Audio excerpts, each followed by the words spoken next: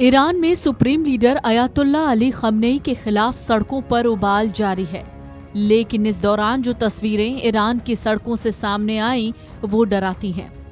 लाशों से ईरान की सड़कें पटी पड़ी हैं। प्रोटेस्टर्स को खमनेई शासन ने आतंकी करार दिया है। 28 दिसंबर को शुरू हुआ जन आंदोलन अब देश के शहर में फैल चुका है। इस दौरान हिंसा हुई। राइट्स ग्रुप का दावा है कि अब तक 544 लोगों की मौत हो गई है, जिसमें प्रोटेस्टर्स और सुरक्षाकर्मी शामिल हैं। 10,000 से ज्यादा लोगों को डिटेन किया गया। अमेरिका की ओर से भी ईरान के प्रदर्शनकारियों के समर्थन में बयान आ रहे हैं। राष्ट्रपति ट्रंप ने कई बार खुली चेतावनी दी कि अगर प्रदर्शनकारियों पर गोली चलती है तो उसका कड़ा जवाब देंगे। हालांकि अमेरिका की ओर से लगातार आ रही धमकियों के बीच खमनेई ने देश में चल रहे आंदोलन के पीछे अमेरिका और इजराइल की साजिश कहा है, साथ ही पलटवार करने की धमकी भी दी है। लेकिन इस वक्त ईरान की सड़कें लाशों से पटी पड़ी हैं।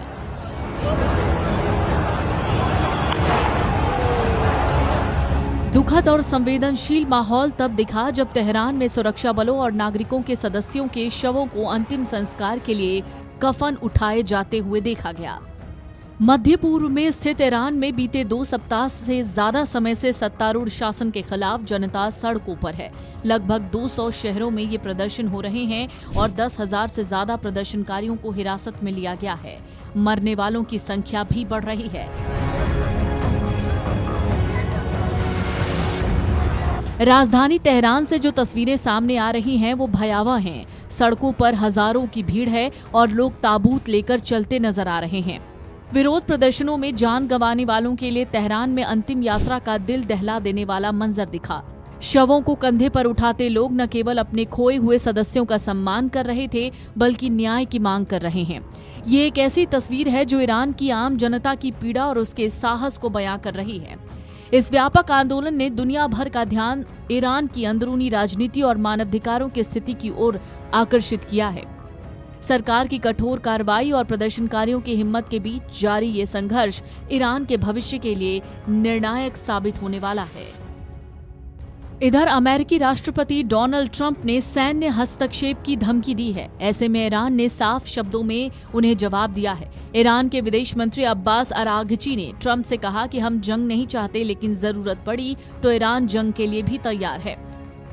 तेहरान में दरअसल इस वक्त माहौल बहुत खराब है। ईरान के विदेश मंत्री ने बिना सबूत दिए सोमवार को ये दावा किया कि पूरे ईरान में विरोध प्रदर्शनों के बाद स्थिति पूरी तरीके से नियंत्रण में आ गई है। ईरान की सरकार 2022 के बाद सबसे बड़े प्रदर्शनों का सामना कर रही है। हिंसक विरोध प्रदर्शनों में सैकड़ों की जान चली गई है। ईरान में सुप्रीम लीडर अली खमनेई की सरकार ने इंटरनेट बंद कर दिया, जिससे मौतों का सटीक आंकड़ा भी सामने नहीं आ पा रहा है। आशंका ये भी उठने लगी है कि अब ट्रंप कोई बहुत बड़ा एक्शन ईरान पर ले सकते हैं। ईरानी सरकारी टेलीविजनों ने जिस तरीके से ईरान की सड़कों की तस्वीर दिखाई, उसमें साफ दिख रहा है कि भीड़ के नारों को उसमें प्रसारित किया गया, जिसमें लोग अमेरिका मुर्दाबाद और इजराइल मुर्दाबाद के नारे लगा रहे थे। ट्रंप ने वार्ता के प्रस्ताव को फिलहाल स्वीकार किया है और कहा है कि वो ईरान से बातचीत करने को तैयार हैं, लेकिन जो स्थितियां ईरान में इस वक्त नजर आ रही हैं वो वाकई बहुत भयावह हैं। ऐसे में ईरान पर अमेरिका ने हमले की पूरी तैयारी भी कर ली है।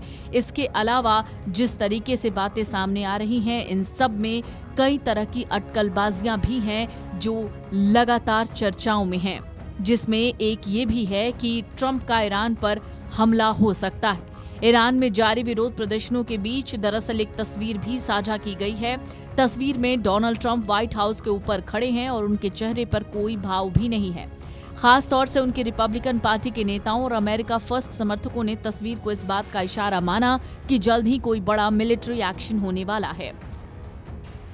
फिलहाल ईरान में विरोध प्रदर्शन तीसरे हफ्ते में प्रवेश कर गया है। देश भर में अभी तक 10,000 से ज्यादा लोगों को गिरफ्तार किया गया है। इससे पूरे देश में तनाव चरम पर है। ईरान में इंटरनेट और फोन सेवाएं बंद कर दी गई हैं। Video desk amarujala.com।